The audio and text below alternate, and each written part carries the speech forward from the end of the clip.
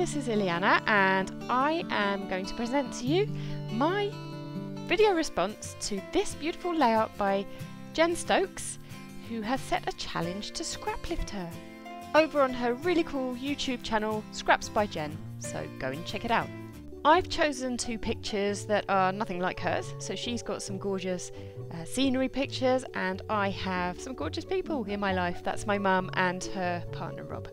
And I've chosen to frame them straight away with some Polaroid type frames, which are from my Sizzix machine, and some mini Polaroids just to accentuate the fact that they are wearing glasses that are not their own. So their own glasses are actually on the table there in front of them, and they're wearing this funny pair of glasses we found in a box of old vintage photos and some other kind of interesting ephemera in there. So we're just playing around with some basically dressing up. So that inventory paper by Crepe Paper, Emma's shop collection, seemed really fitting to use here since it's entitled kind of Emma Jane's Dress and Curio Shop, where one could imagine these glasses were found. And then I've also chosen to select some of the Rise and Shine papers, which I got specifically to join in with the challenge over on Jen Box's channel on Facebook. Fun Kits monthly scrapbook challenges, and of course this month we've been working on the Rise and Shine collection by Amy Tan. And I know that Jen Stokes is part of that group as well, and we've all been having loads of fun with Rise and Shine this month, so that's why I've decided to go with that for this particular challenge. And I'm trying to pick out some scraps, but actually I've kind of selected and deselected quite a lot of those.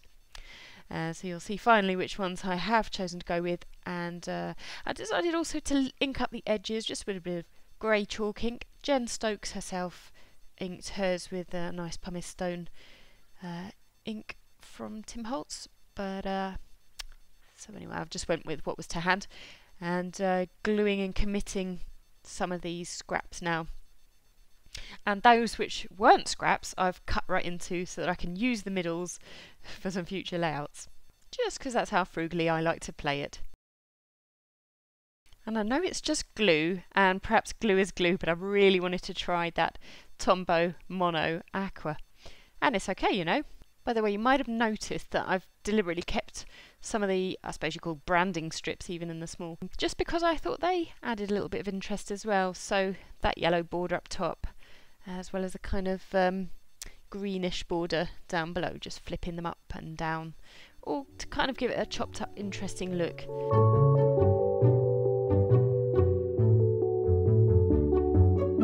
And I've also added some empty kind of narrow washi tape, again just to add some interest and texture.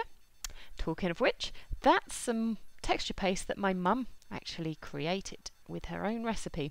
So I've used that, even though I have some of my own. We've just done a little art weekend, so I came back and straight away got to using this. Love it. Actually, funnily enough, these are Heidi Swap frames onto some older Heidi Swap paper. It was the Playful from the Mixed Company collection back in 2013. Now this Winsor & Newton ink, oh, it's my favourite white ink that I use for mainly just splattering, as you can see me do here, and also to waste nothing. Whatever residues on that brush, I'm just swiping around the edges of, because I felt that the inking I did, the job I did, made it look a little bit dirty. I've just kind of whitened up the very edges. And actually now I'm taking off a frame that I can use on a later layout to trim down this 12 by 12 piece, and that's just gone down on some white cardstock. Selecting some of these, what do you call them, medallions from the Amy Tan collection, the Rise and Shine, and a lovely strip of Martha Stewart punch out. That's my mum's punch actually, which I borrowed, so I thought that went quite nicely here. And that massive camera is from the Amy Tan collection. Decided to gesso a space to place my title. You can see it just down there. I've called the layout Speculate, but it was getting a bit lost when I tried it earlier. I've cut that bit out of the video, but then I thought that it might pop a little bit better on a white gesso-y kind of background, and then I just felt it was a bit separate from the pictures. So I've found another way to overcome that, which you'll see. But I'm just outlining those there with some black pen, and this is the banner that I'll be placing the title onto. and just getting those down in double onto the layout. So I've cut those particular letters with my Cameo, and then because I can cut as many as I like on that, I've gone with some pink and silver, and then switched out for Spec. I've got the silver on top, and for Ulate I've got the pink on top, just to kind of make a play on words to the fact that it's about the specs, and that we were also speculating as to whose they could have been. I don't think we ever decided whose they ever were, but that's funny and very curious. So I've popped that up onto some foam dimensional, which I also double laid onto some silver cardstock, and finding a space for some of this ephemera and that wooden medallion that says fun, much in the same kind of fashion that Jen Stokes chose to do on her layout. The only thing I've not done is put a third cluster up top, only because the amount of stuff I had, especially that big camera, it just felt like I was going to be making it a little bit too heavy to do that. So I've kind of left that one open and just worked on the left cluster there and the right cluster at the bottom. But as Jen Stokes did say, it doesn't have to be a direct copy, but I definitely did scraplift from her wonderful layout. I have had these basic grey fibres for yonks, so it was really nice to just select a few interesting kind of feathery fibres to use here.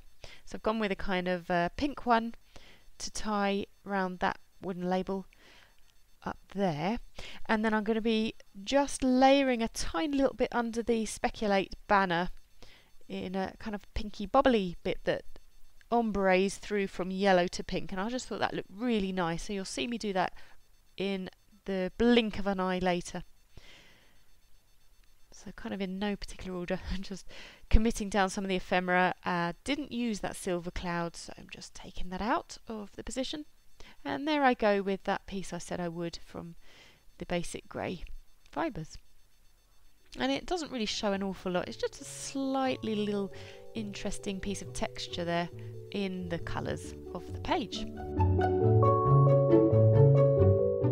And as you can see, I cut quite a number of those little Polaroids, so I thought I'd try and get a few more used up on here, kind of going with the whole design principle of repetition, as I know Jen Stokes likes to do with her clusters of 3.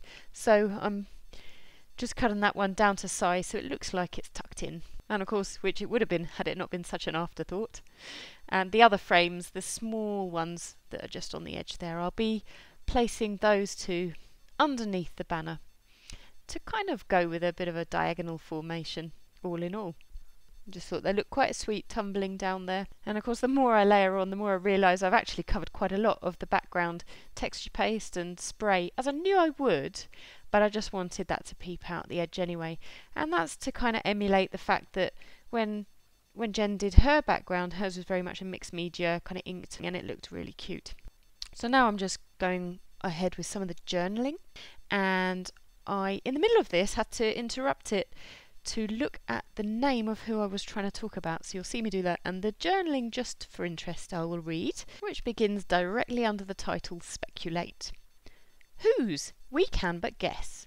Found in a box of old photos with other such curios, it seemed only right to try them on for size. The sort Deirdre off Corrie might have worn, and which are making a curious comeback in younger fashion nowadays. Well, kinda. And then I've simply finished off with a little sprinkling of sequins, just as Jen herself did. And I like to do that because they come with my quirky kits and I have thousands of them. So that was really brilliant.